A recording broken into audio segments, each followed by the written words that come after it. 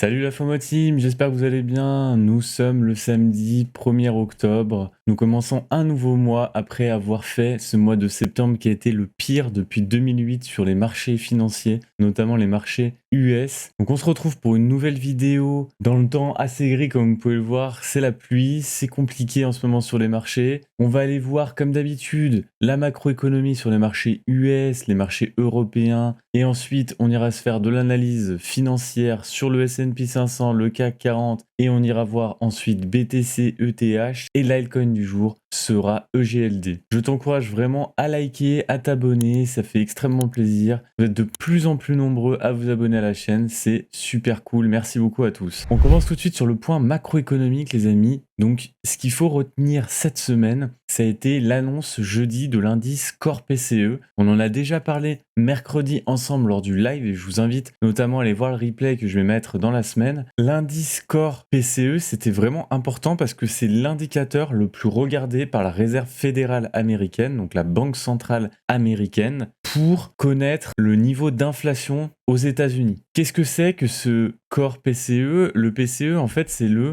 Personal Consumption Expenditures. Donc, en fait, ça va vous permettre de retracer vraiment le coût de la vie pour les personnes. Ça inclut l'alimentation et l'énergie. Donc là, je vais vous donner un petit peu ce qui a été dit par le département du commerce et les stats. Donc, le département du commerce a indiqué que l'activité économique s'était contractée de 0,6% au deuxième trimestre, les entreprises ayant nettement réduit leur investissement avec la menace d'une récession. L'indice des prix dit PCE, très surveillé donc par la Réserve fédérale, a été revu à la hausse pour faire apparaître une progression de 7,3% en rythme annuel après une première estimation de 7,1%. Donc on s'attendait à une contraction à 0,5%, la contraction a été à 0,6%, donc 0,1 point au-dessus de ce qui avait été estimé pour le deuxième trimestre. Et vous voyez que la Réserve fédérale est en train de revoir sa hausse sur l'indice des prix d'IPCE avec une progression de l'inflation qui sera à 7,3% au lieu de 7,1, ce qui avait été précédemment estimé.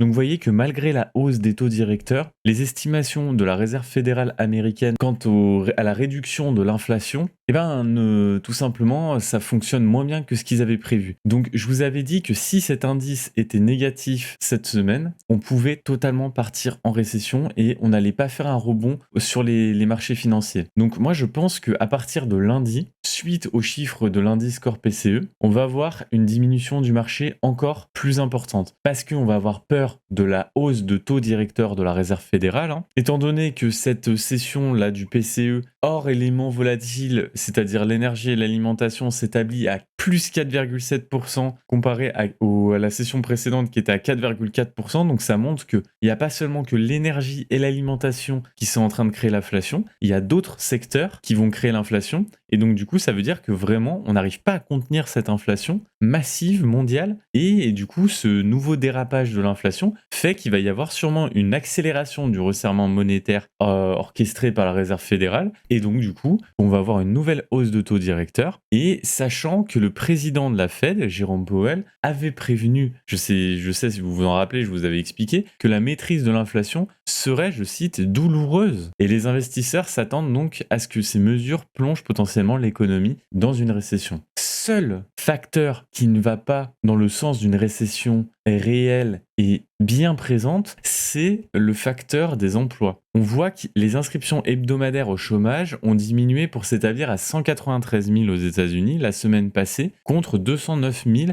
la semaine précédente, selon les derniers chiffres du département du travail aux États-Unis. Donc vous voyez qu'on a encore perdu 12 000 chômeurs. Donc du coup, on a trouvé 12 000 nouveaux emplois. Et donc du coup, disons que le chômage n'augmente pas. Donc si le chômage n'augmente pas, ça veut dire que pour l'instant, on n'est pas dans une récession totale. Ça veut dire que dans l'économie en fait des États-Unis, il y a toujours des personnes qui sont là pour embaucher. Et on commence pas forcément à licencier parce qu'on n'a pas assez de demandes et que donc du coup, on n'a plus besoin de créer une grosse offre. Vous savez, c'est toujours ça. Finalement, si vous êtes dans une récession, qu'il y a un pouvoir d'achat qui diminue à cause de l'inflation parce que les prix du PCE, comme je vous ai indiqué, augmentent et que le coût de la vie augmente, les personnes vont du coup avoir un pouvoir d'achat moindre, vont moins acheter, ce qui va créer du coup une demande moindre sur les marchés. Donc les entreprises auront toujours la même offre, mais une demande qui aura diminué. Donc du coup, ils vont devoir diminuer leur offre, sinon ils vont commencer à avoir des résultats négatifs. Donc du coup, il va y avoir des plans de licenciement, il va y avoir moins d'embauches, et c'est là où on tombe dans une récession totale. Pour l'instant, on n'arrive pas, en tout cas, on ne passe pas le cap de la récession totale. Donc c'est positif pour le marché, puisque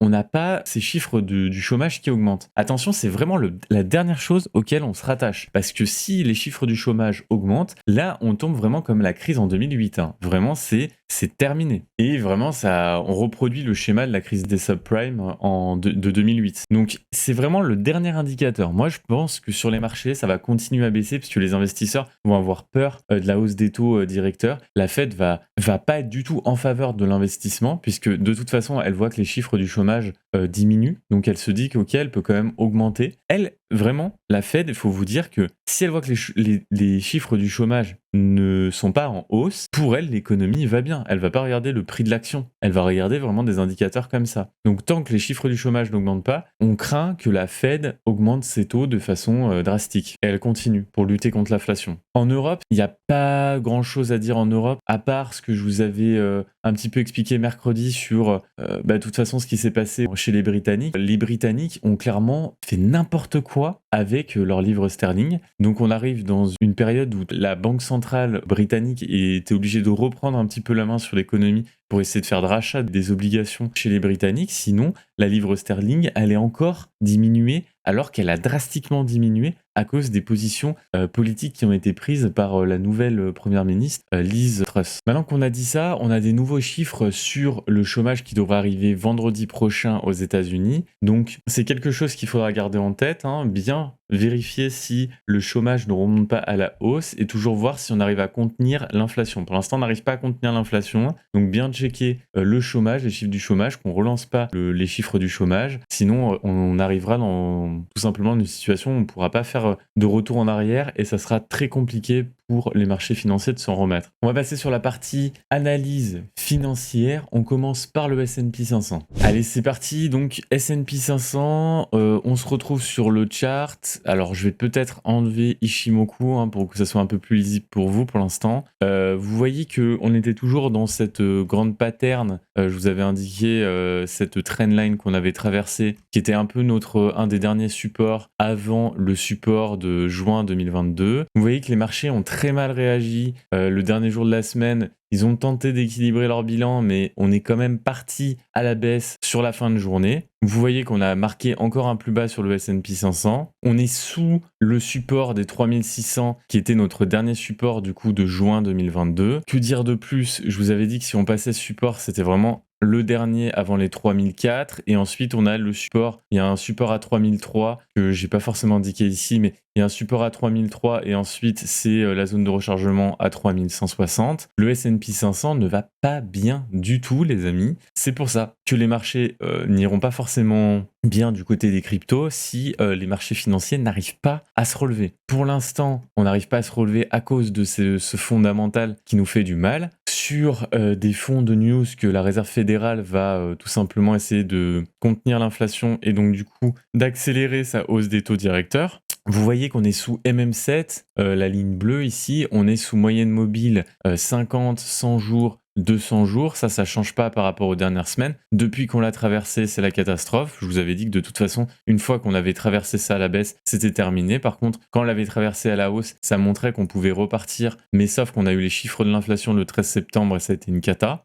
En Ishimoku, vous voyez qu'en daily, on est sous tous les indicateurs, sous le nuage, sous Tenkan, sous Kijun, la lagging span qui est en plein couteau tombant. Donc en fait, il n'y a aucun facteur qui est positif, que ce soit fondamental ou technique. Donc ça va continuer, les amis, ça va continuer. Maintenant, c'est savoir jusqu'où ça va continuer. On sait que globalement, si les chiffres du chômage arrivent et qui sont tout simplement à la hausse, ça va être encore pire. Et je pense qu'on ira chercher 3003, 3100. on ira chercher cette zone de rechargement. Ce qui va faire très très mal pour les marchés financiers. Et si on n'a pas ces chiffres du chômage qui augmentent, je pense qu'on va continuer à faire une petite baisse jusqu'à fin 2023 pour voir si on arrive à contenir l'inflation. Et on pourrait largement aller chercher les 3004, peut-être les 3003, à voir comment le marché réagit. Mais honnêtement, là, on n'a plus de support jusqu'à 3004. Donc, c'est vraiment le fondamental qui va être notre support. Et pour l'instant, le fondamental n'est pas bon. Donc, je vais vous dire honnêtement que c'est pas du tout le moment.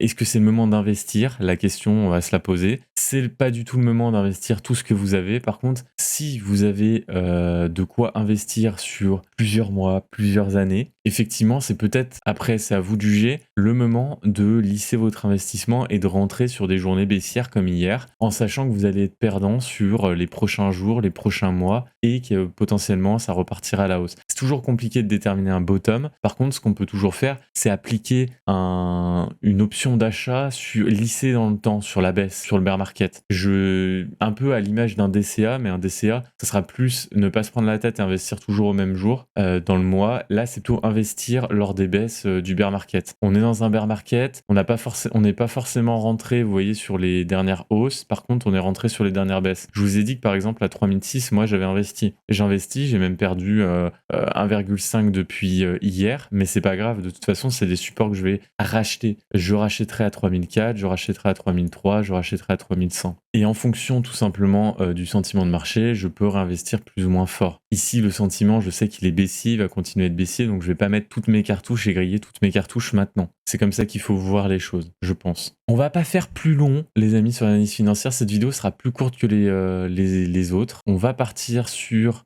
tout simplement le CAC 40. Donc les objectifs, vous les retenez sur le S&P 500. On va partir sur le CAC 40. Vous voyez que le CAC 40, on est pareil sous les moyennes mobiles importantes. On est sous Kijun Tenkan et le nuage. On est en train de se faire rejeter par la MM7, donc la moyenne mobile 7. La lagging span est un peu au-dessus du support à 5754 comme le cours. C'est assez compliqué pour l'instant. On n'arrive pas à tenir ce dernier support des 5754 qui était notre mèche de mars 2022. Donc CAC 40 pas dans une très bonne disposition. J'ai peur que ça ressemble à un pullback ici pour revenir et retomber plus bas. Voilà. Pas grand chose d'autre à dire. Toujours pareil, le fondamental drive un peu les marchés en ce moment.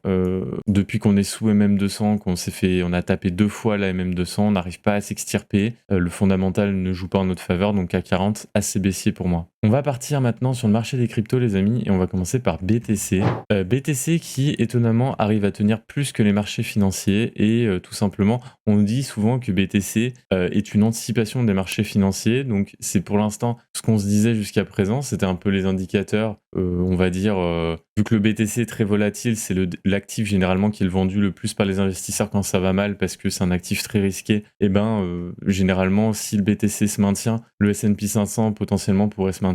Pour l'instant, c'est pas confirmé. Je vous avais indiqué ça mercredi dernier. Pour l'instant, ça n'a pas l'air de fonctionner comme ça. Donc, je pense qu'on est dans une phase où BTC a envie de continuer à supporter les 19 000. Je pense qu'il est supporté honnêtement par des acteurs internes au marché des cryptos. Je sais pas, type Binance, type des gros market makers. C'est pour ça qu'on maintient les 19 000. Mais vu le S&P 500, la gueule qu'il a, je me demande quand même si on va pas descendre à 17 500, voire plus bas et aller chercher 14 000. Je pense que si les chiffres du chômage sont mauvais, que le S&P 500 crash aux 3003, 3100, je vois pas comment BTC pourrait pas aller chercher 14K. Honnêtement, ça me paraît bizarre que BTC arrive à maintenir son marché alors même que tous les autres marchés sont en panique totale. Pour l'instant, BTC, c'est quand même des bons points d'entrée, honnêtement, 19 000 $. Moi, BTC, 19 000 $, dans quelques années, je ne pense pas qu'il sera à ces prix-là, il sera bien au-dessus. Je suis toujours bullish sur le fait que BTC pourra toujours remonter à son ancien ATH, il n'y a aucun souci là-dessus. Donc si vous rentrez bien entendu à 19 000, sachez que aller chercher un 70 000, c'est largement possible pour BTC et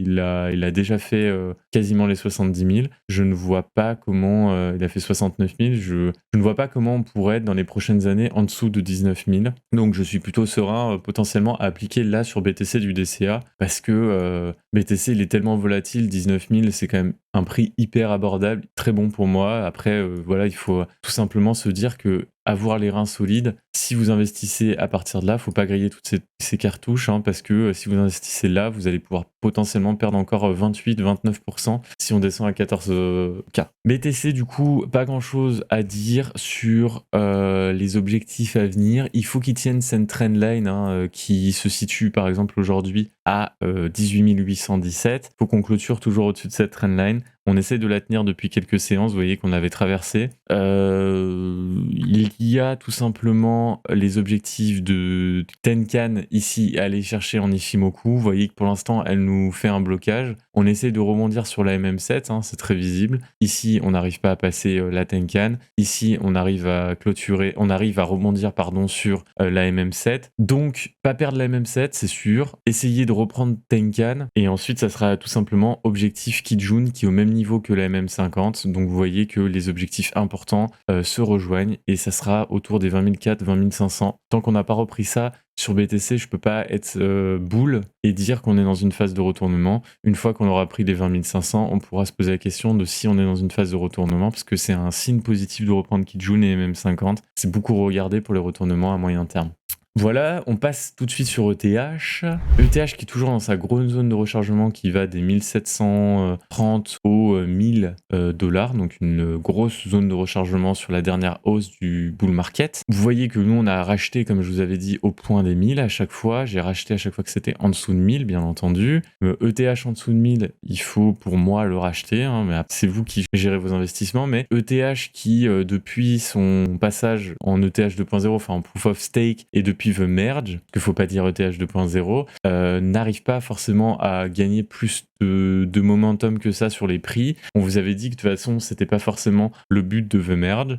Ici on voit que on est sur support de la Tenkan en Ichimoku. Tenkan qui supporte le cours, MM7 qui supporte le cours. Il faut absolument qu'on les maintienne parce que les objectifs à aller chercher sur ETH, c'est pareil, Kijun, MM50, on est très très loin de les avoir, c'est 1500. Donc si ça lâche MM7 Tenkan, on ira sur ETH chercher les 1002 ici, que je vous avais indiqué, et ensuite ça sera à minima les 1100. Et ensuite, on ira sûrement rechercher le gros support des 1000 $, c'est le plus gros, en dessous sur ETH. Voilà ce qu'on pouvait dire sur ETH. Maintenant, on passe sur EGLD. EGLD, du coup, qui est sur, pareil, support MM7, Tenkan, qui n'est pas arrivé à passer sa Kijun depuis le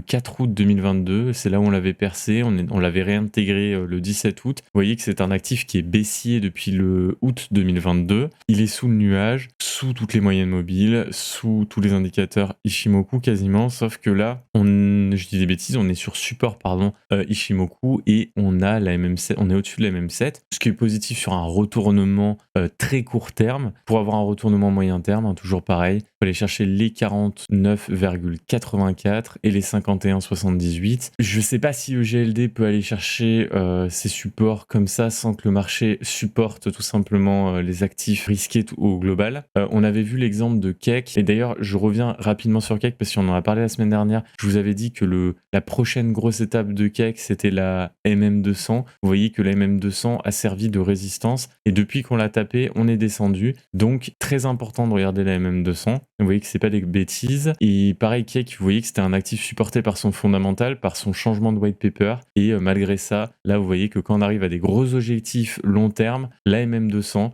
les gens commencent à vendre, les investisseurs commencent à vendre et on flirtait un petit peu sur la hausse. Cake, il faudra voir s'il arrive à se relancer sur Kijun, mais il commence à devenir baissier à court terme à cause de ce support sur MM200.